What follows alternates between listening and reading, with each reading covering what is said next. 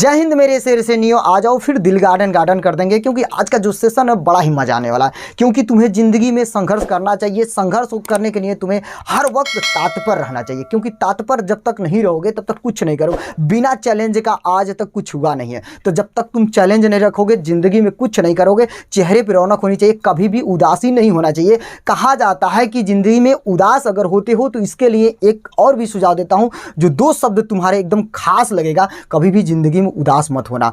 उदास होने के लिए उम्र पड़ी है, नजर उठाओ सामने ज़िंदगी पड़ी है। उदास होने के लिए उम्र पड़ी है, नजर उठाओ सामने ज़िंदगी पड़ी है। मुस्कुराहट को ना जाने देना अपनी ओठों से, मुस्कुराहट को ना जाने देना अपनी ओठों से, क्योंकि तुम्हारी मुस्कुराहट के पीछे पूरी दुनिया पड़ी है, पूरी दुनिया पड़ी है। इसलिए मेरे शेर से नहीं हो, अगर तुम्हें चेहरे पे हर वक्त क्या रहना चाहिए, मुस्कुराहट रहना चाहिए। कभी भी किसी चीज़ का उदासी नहीं रहना चाहिए। आज उस उदासी को दूर करना तो इस वीडियो को अंत तक देखना। अगर ये वीडियो समझ जाओ, यूट्यूब पे देख रहे हो तो मेरे चैनल को सब्सक्राइब करना, और ये अगर यही वीडियो अगर फेसबुक पेज पे देख रहे हो तो फॉलो करो और शेयर करो। अगर इंस्टाग्राम पे देख रहे हो तो कम से कम मेरा चैनल को फॉलो करो, और हाँ, अधिक से अधिक शेयर करो। तो चलो आज का जो सेशन है हम लोग स्टार्ट करते हैं, क्योंकि दिल गार्डन हो जाएगा। आज का जो सेशन है हम लोग बहुपद जिसे कहते हैं पूर्णमियल। अब देखो ध्यान से, हम यहाँ पे कुछ तुम्हारा टाइम बचाने के लिए हमने कुछ खास चीज लिख चुके हैं। देखना ध्यान से, इस चैप्टर का नाम है पूर्णमियल जिसे कहते हैं बहुपद। अब बहुपद के मतलब होता क्या है ये पहले समझते हैं कि बहुपद होता क्या। देखो बहुपद के मतलब इसमें 2 चीज छुपा है। अगर देखा जाए तो देखना ध्यान से, कह रहा है कि बहु का मतलब क्या होता है, बहुत।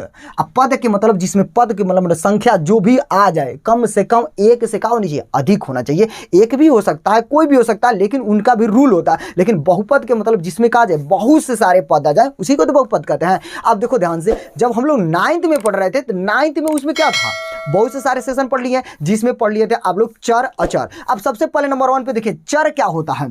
चर को पहले हम लोग क्या समझते हैं, अचर को किसे कहते हैं। तो चर और अचर ये समझने की कोशिश करिए। चर वैल्यू क्या होती है, चर की वैल्यू क्या होती है, जिनकी मान परिवर्तन हो जाए, जिनकी मान क्या हो जाए, परिवर्तन हो जाए। जैसे मान लेते हैं कि एक्स वाई, ठीक, एक्स वाई ये सब के सब क्या होते हैं, एक्स वाई जेड ये सब के सब क्या होते हैं, चर होते हैं। लेकिन अचर पद में क्या होता है, तो अचर पद में देखना ध्यान से, अचर पद में जैसे 2 3 4 1 जो भी आ जाए, ये समथिंग मतलब जिनका मान क्या हो, अचर पद के मतलब क्या हो, एकदम कांस्टेंट रहता है। ये मतलब अचर के मतलब क्या हो, कांस्टेंट। लेकिन इनका मान परिवर्तन हो सकता है। क्यों परिवर्तन हो सकता है, क्योंकि यक्स के जगह कुछ भी वैल्यू निकाल के उनकी पुट कर सकते हो, लेकिन 2 के जगह का दूसरा वैल्यू पुट करोगे, नहीं पुट करोगे। इसलिए इसे हम लोग पहले ही 9th में पढ़ चुके हैं। अब देखो ध्यान से, अब 9th में ये भी पढ़ चुके हैं बहुपद के प्रकार। बहुपद कितने प्रकार के होते हैं, तो बहुपद भी बहुत तुम पढ़ चुके हो। जैसे मान लेते हैं कि बहुपद के मतलब अगर देखो ध्यान से, जहां पे मान लेते हैं कि 5 लिखा है, अब ये देखना ध्यान से, अभी इसका भी हम लोग जिक्र करेंगे क्योंकि हमको इस 10th में पढ़ रहे हैं ना। अब देखो 5 जो लिखा है ये भी एक बहुपद है, लेकिन ये कौन सा बहुपद है, शून्य बहुपद हो सकता है या नियतांक, इसे नियतांक बहुपद कहेंगे। अभी हम लोग इसको समझेंगे। अब देखो ध्यान से, अगर मैं x + 5 लिख दिया, अब देखो ध्यान से, x + 5 मतलब ये क्या हो गया, द्विबहुपद हो गया, क्योंकि 1 2 2 आ गए। इसमें अगर मान लो 3 आ गए तो मान लेते हैं कि x + 5x प्लस मान लेते हैं 2 लिख दिए। अगर इस प्रकार के अगर 3 आ गए तो त्रिबहुपद हो गया, यहाँ पे स्क्वायर लिख देते हैं। अब जैसे जैसे हम लोग बढ़ाते जाएं, 4 बहुपद मतलब बहुपद के क्या होते हैं, प्रकार होते हैं। ये सब हम लोग का कर लिए थे, 9th में पढ़ लिए थे। अब 9th में ये भी पढ़ लिए थे, आरोही तथा अवरोही। आरोही का मतलब क्या होता है, अवरोही का मतलब क्या होता है, तो देखना आरोही किसे कहते हैं, आरोही, आरोही और अवरोही। तो देखना ध्यान से, आरोही और अवरोही में होता क्या है। आरोही के मतलब देखना ध्यान से, आरोही का मतलब क्या हो रहा है, आ रहा है। अवरोही का मतलब जा रहा है, इतना समझो। अवरोही आप देखना, आरोही का मतलब देखना ध्यान से, लिखते हैं ए, यहाँ पे लिखते हैं ax + x²। ये क्या हो रहा है कि भैया अपनी स्टार्टिंग से क्या हो रहा है, अंत हो रहा है। अपना क्या कर रहा है, स्टार्टिंग से। देखना ध्यान से, आरोही का मतलब क्या हो रहा है भैया, यहाँ से क्या रहा है, इधर के जा रहा है। लेकिन अवरोही का मतलब क्या होगा, यही बड़े से क्या हो जाएगा, छोटे की ओर हो जाएगा। जैसे मान लो कि हमें x² लिख दिए, अब प्लस का क्या लिख दिए, ax प्लस का मान लो a लिख दिए। जो भी आप चाहते हैं, ये क्या होता है आपका अवरोही, ये क्या है आपका आरोही। अब आरोही अवरोही बहुपद, अब बहुपद भी समझ गए। अब इनका चर अचर समझ गए। चलिए अब हम लोग अपने सेशन पे आते हैं कि जो हमको पढ़ाई करना है, क्योंकि नेचुरली देखा जाए बहुपद ही बड़ी ही इंटरेस्ट आने वाला, क्योंकि सबसे आसान समझ जाओ यही चैप्टर है। अगर तुम दिल थाम के एक बार ये वीडियो पर बैठ के देख लेना पूरा अंत तक, तुम्हारा अंत एकदम समझ जाओ कि अंत ही भला ही हो जाएगा। कैसे भला होगा? क्योंकि जो भी तुम्हारे माइंड में अगर डाउट है वो आउट आज ही हो जाएगा।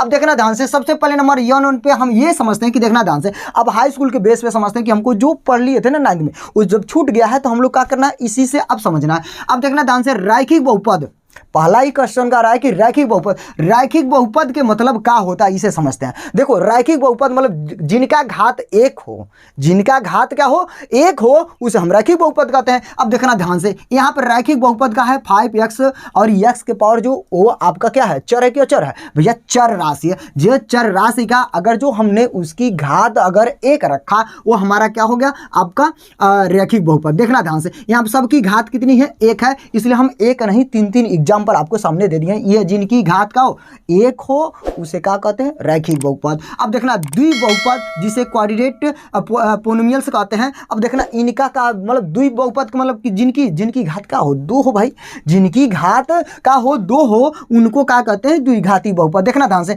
अब यहाँ पे देखना ध्यान से 5x - 7x + 4/3। अब ये कहाँ है, आपका एक बहुपद है। कौन सा बहुपद है, द्विबहुपद है। ये भी द्विबहुपद है, ये भी द्विबहुपद है। मतलब ये आपको एग्जाम्पल इसलिए दे दिए हैं कि हर तरीके से कि आपके माइंड में क्या हो, एकदम समा जाए। अब देखना यहाँ पे कह रहा है कि त्रिघाती का बहुपद का मतलब क्या, अरे भैया जिनकी 3 घात हो, जिनकी 3 घात हो उनके हम त्रिघाती बहुपद कहते हैं। देखना मैक्सिमम इनकी 3 घात है। अब देखना ध्यान से, यहाँ पे पहले वाले जो देखना है बहुपद, इसी को घात देखना कितनी होनी चाहिए, 3 होनी चाहिए। इसलिए देखना ध्यान से, यहाँ पे 2y पे q प्लस का 7, ये क्या बहुपद है, हाँ भैया ये बहुपद है। कौन सा बहुपद है, त्रिबहुपद है, इसलिए हम इसको त्रिबहुपद में लिखे हैं। अब देखना ध्यान से, नीचे भी दे दिए हैं आपको समझने के लिए। अब देखना ध्यान से, एक और द्विघात बहुपद के मतलब जिनकी घात कितनी होनी चाहिए, 4 होनी चाहिए। यहाँ पे देखना जिनकी घात 4 हो गई उसे हम क्या कहते हैं, द्विघाती बहुपद कहते हैं। अब देखना द्विघाती बहुपद में, अब यहाँ पे देखना 2x पे 4 है, यहाँ पे 5x पे q है, माइनस का 3/2x² माइनस ये रूट में लगा दिए। ये अब ये आपका कौन सा बहुपद हो गया, द्विघाती बहुपद हो गया। अब देखना, अब हम लोग जो अभी कहते हैं कि शून्य बहुपद और नियतांक बहुपद, नियतांक बहुपद के मतलब जिनका कांस्टेंट का मतलब आप जान ही रहे, नियतांक जिनका क्या हो, केवल उसमें कोई भी चर राशियां नहीं हो, जिसमें चर राशियां नहीं हो उसी को क्या कहते हैं, आपका कांस्टेंट, आपका पोलिनोमियल्स कहते हैं। अब देखो ध्यान से, अब हम ये चीज़ याद रखेंगे, नहीं रखेंगे। अब हमको एक चीज़, इसका व्यापक समीकरण या होना चाहिए। तो व्यापक समीकरण के लिए देखो ध्यान से, रैखिक व्यापक अगर मान लेते हैं कि मुझे क्या देना है, व्यापक अगर समीकरण देना है, तो मान लो हम x लिखे तो x में दे सकते हैं, अगर y में लिखना है तो y में। अब इसका देखो रैखिक बहुपद का अगर देखा जाए, इसका व्यापक समीकरण क्या बनेगा, ax प्लस का b, ax प्लस का b। ये हमेशा भी याद रखना, अगर इस फॉर्म में आता है तो रैखिक बहुपद कहलाएगा। देखना ध्यान से, द्विबहुपद का अब इसका कॉमन चीज क्या ढूंढे, भैया कॉमन चीज इसकी बेस पे ही चलना। इसका घात कितनी है, 2 है। अब देखना ध्यान से, हम दे देते हैं fx। अब ये fx क्यों लेते हैं भैया, इनकी फलन लेते हैं हम। इसको अभी आगे जब सवाल आएंगे तब इसकी यूज करेंगे, तब बता देंगे तुम्हें। अब देखना ध्यान से, अब यहाँ पे इसका व्यापक समीकरण क्या बनेगा, तो ax² प्लस bx प्लस का c। देखना ध्यान से, ये सब आपके क्या बन गए, इसका व्यापक समीकरण। ये मुख्य चीज है, इसका पॉइंट याद रखना। बकिया अगर इस फॉर्म में आता है तो सीधे सीधे कहना द्विघाती बहुपद है, अगर इस फॉर्म में आता है तो भैया कहेंगे क्या, रैखिक बहुपद है। अब देखना ध्यान से, अब हमको समझना है भाई त्रिघात वाला, तो त्रिघात वाला भी बहुत ईजी है। तो त्रिघात का इसका क्या बनेगा, व्यापक समीकरण। तो मान लो कि हमें fx लेते हैं, अब fx लेते हैं तो क्या लिखेंगे, ax पे q plus bx² plus b plus का यहाँ पे लिख लो cx प्लस का d।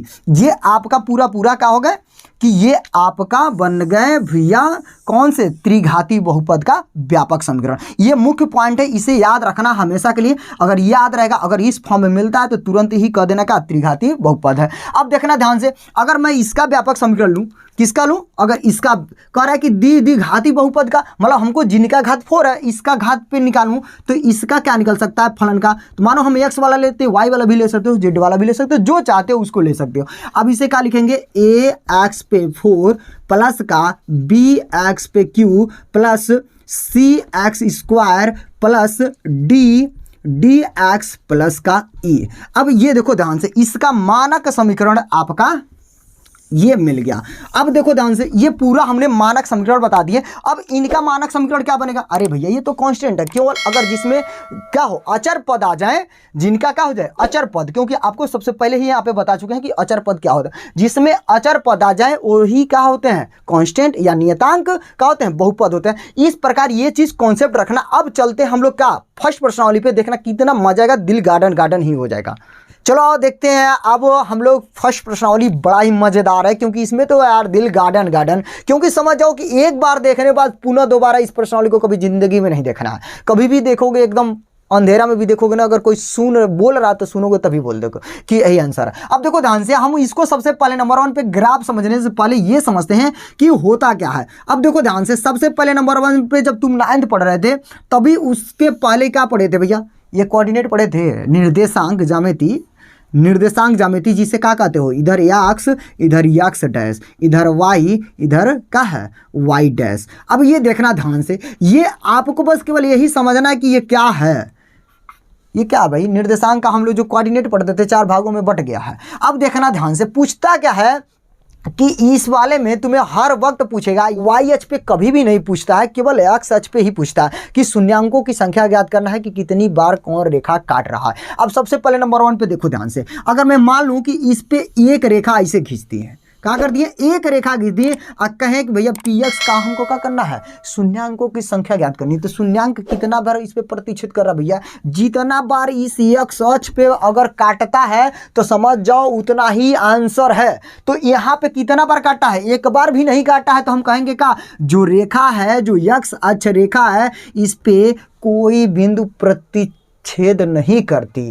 कोई जो रेखा है कोई प्रतिच्छेद नहीं करती, इसलिए इसका शून्यांक का होगा 0 होगा। क्या होगा? इसका शून्यांक 0। अगर मैं मान लूं कि देखना ध्यान से, इसी ग्राफ को अगर हमने ये ग्राफ बना दिया, अब देखो ध्यान से, हमने कर दिया भाई ऐसे करके ऐसे कर दिए। अब देखना ध्यान से, ये आपका y है, y डैश, ये एक्स डैश। अब ये पूछ रहा है कि भैया इनका शून्यांकों की संख्या बताना है। तो शून्यांकों की संख्या हमने कहा भैया किस पे? एक्स अक्ष पे। अब कहेंगे यदि ग्राफ में, देखना ध्यान से, यदि ग्राफ में जितना बार एक्स अक्ष को जो रेखा प्रतिस्थापित करेगा, मतलब प्रतिच्छेद करेगी, वही उसका क्या होगा?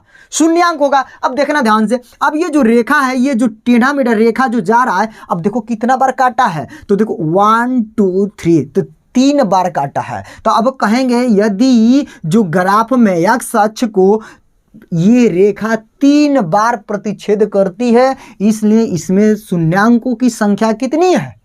3 है। कितनी है? 3 है। अब देखना ध्यान से, कहोगे कि नहीं सर ऐसे बताइए। अब मान लेते हैं, देखना ध्यान से, इसमें कितनी है? ये देखना ध्यान से, इसमें कितनी है? अब देखना ध्यान से, अब मान लेते हैं कि ये अगर ऐसे करके चला गया तो कितनी है? तो सब में भी वही काम करना। देखना ध्यान से, यहाँ पे एक्स अक्ष है, क्योंकि यहाँ पे एक्स डैश, ये वाई डैश। अब देखो ये जो रेखा है एक्स अक्ष को कितनी बार काट रही है? केवल ओनली एक बार काट रही है। इसलिए कहेंगे का, यदि यह जो रेखाएं हैं एक्स अक्ष को एक बार प्रतिच्छेद करती हैं, इसलिए इसकी शून्यांकों की संख्या कितनी होगी? 1 होगी। अब देखना ध्यान से, यहाँ पे भी शून्यांकों की संख्या 1 होगी, क्योंकि इधर क्या है? एक्स, इधर क्या बनेगा?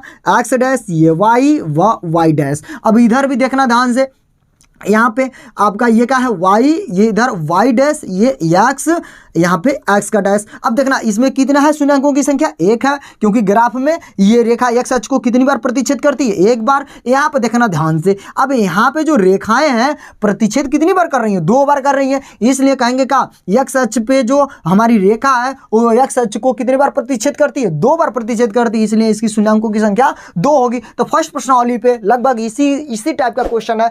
अब देखो ध्यान से, ये सब पूरा जाकर मिला लेना, ये इंट्रोडक्शन देखना मत भूलना। अब हम लोग आएंगे नेक्स्ट वाले वीडियो में प्रश्नावली लेके, बहुत ही दिल गार्डन हो जाएगा। अगर ये वीडियो तुम्हें अच्छा लगा है तो लाइक और सब्सक्राइब और शेयर जरूर करना। चलो फिर मिलते हैं नेक्स्ट वीडियो में, तब तक अपना ख्याल रखना। जय हिंद।